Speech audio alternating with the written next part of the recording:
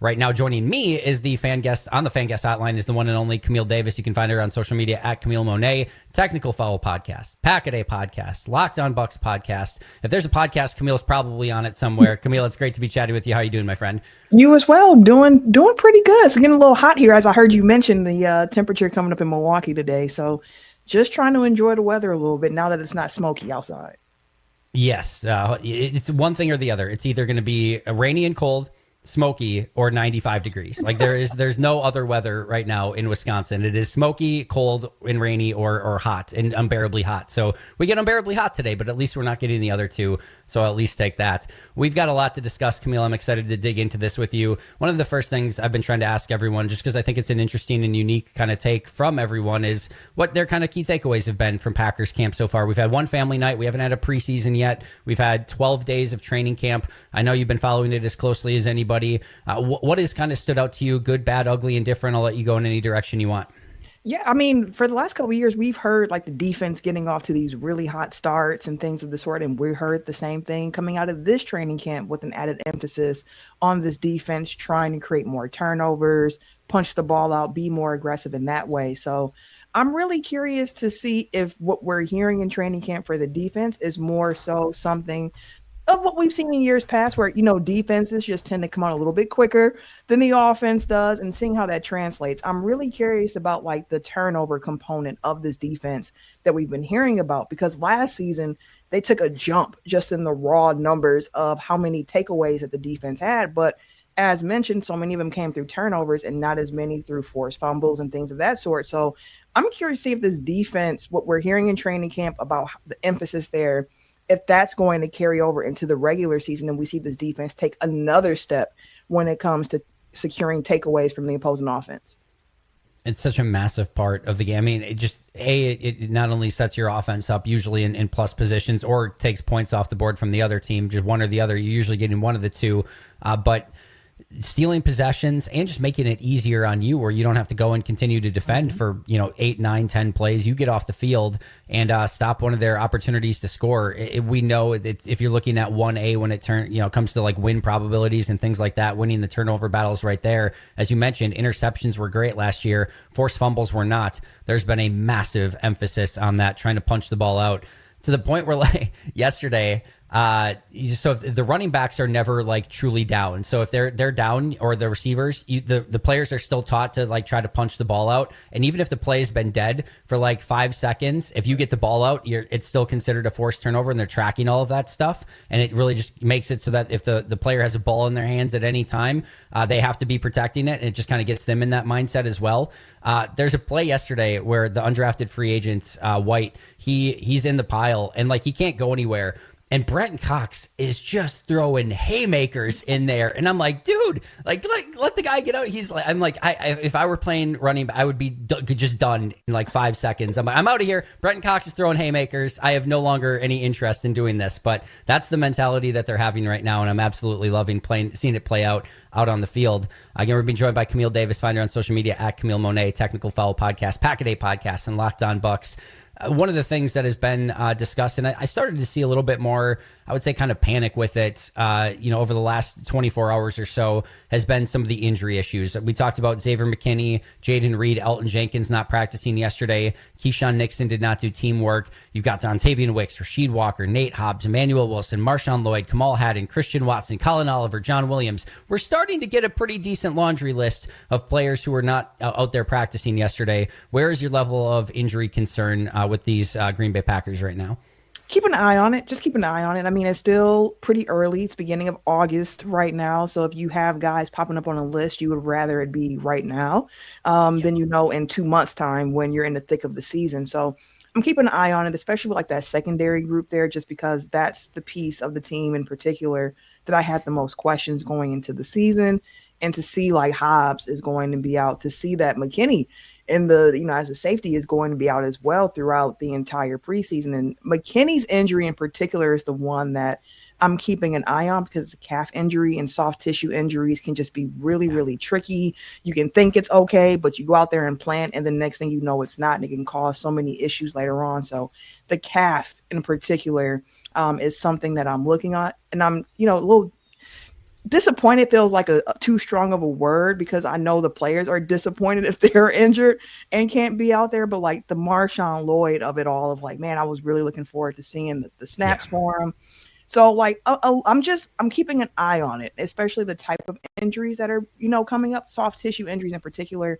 I always take a little bit of a closer look at, but a co-host of mine on Tech File, Eric, he said this, and it's carried with me ever since I heard him say it. And that's, in football, injuries are a feature; they're not a bug. So, like, you have to account for the fact that guys are going to get beat up. It's an inherently dangerous sport. So, keep an eye on it. And this gives a chance for the preseason for the next guys to step up. Yep. No, I'm right there too. And some of these might be more serious than what we know. We just don't know at this point. But from what we do know, the only players that are right now like threatening to be out for week 1, Christian Watson, which we knew for forever since he got hurt last year. We know Travis Glover's out for the year now. And it really seems to be trending that John Williams, the 7th round pick, is probably not going to be ready by that point in time. That's all. Like, those are the only players that it seems like we have a true feel of like, oh, yep, they're out week 1.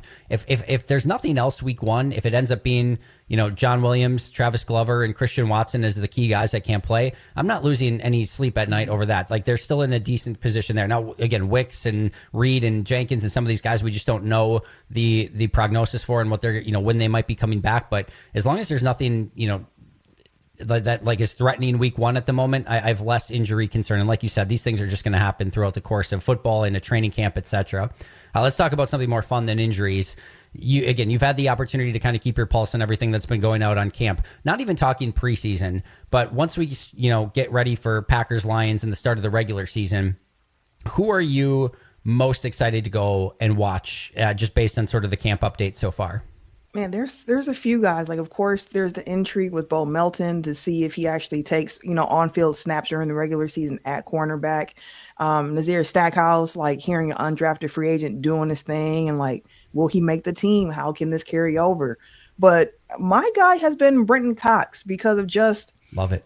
I really loved what I saw from him last year in limited time. Like, he didn't play until week 11 last season, after the bye, after the Preston Smith trade.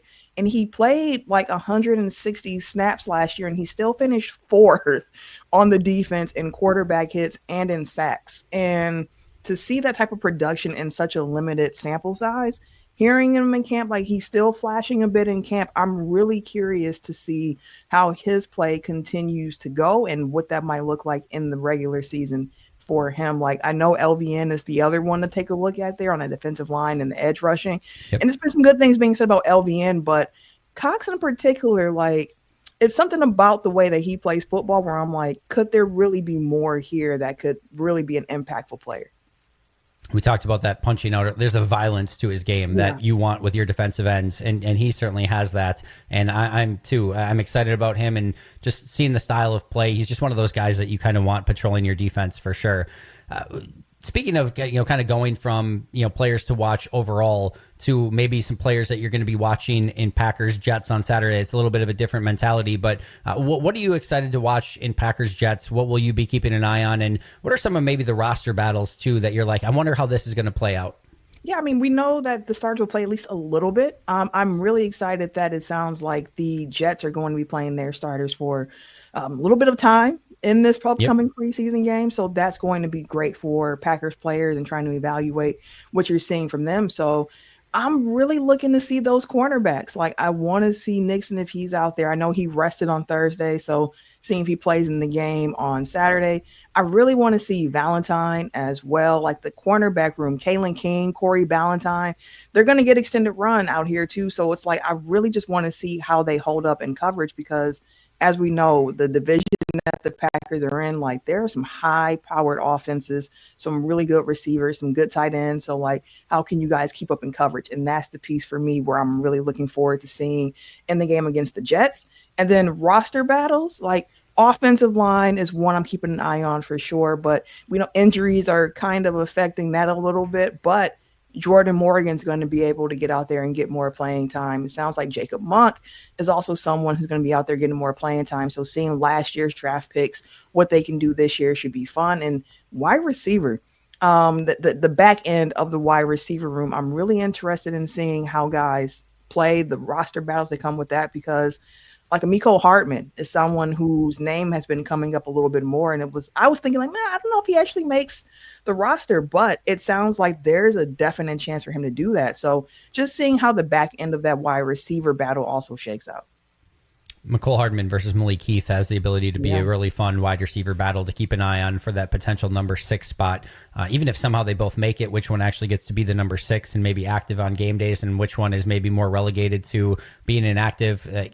That's a really fun battle overall. So definitely one to keep an eye on this one. As we're being joined by Camille Davis, you can find her on the Monday edition of the Pack a Day podcast, and I think she joins us on every show here on the Fan as well. I think she's racking up frequent flyer miles here on the Fan, and we appreciate her for that. Camille, what actually matters in this Packers-Jets game? We know that the final score doesn't mean a whole heck of a lot. You know, what actually matters? What, when we get to the end of this game, are you hoping to get out of it?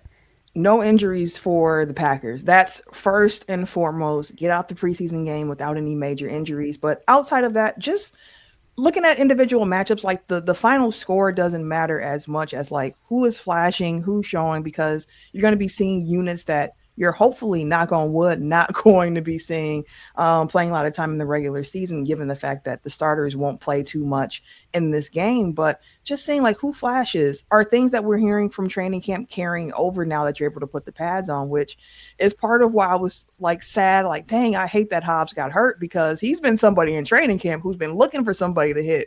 It's like, you had a chance now, preseason's here, you got someone else to hit, but we won't be able to see that at the moment. So yeah, just seeing the evaluation, hoping no one gets hurt, and seeing what carries over. Yeah, the injury thing is, of course, 1A. You don't, again, want some of these injuries to start lingering into the start of the regular season. And then, again, just who the standouts are.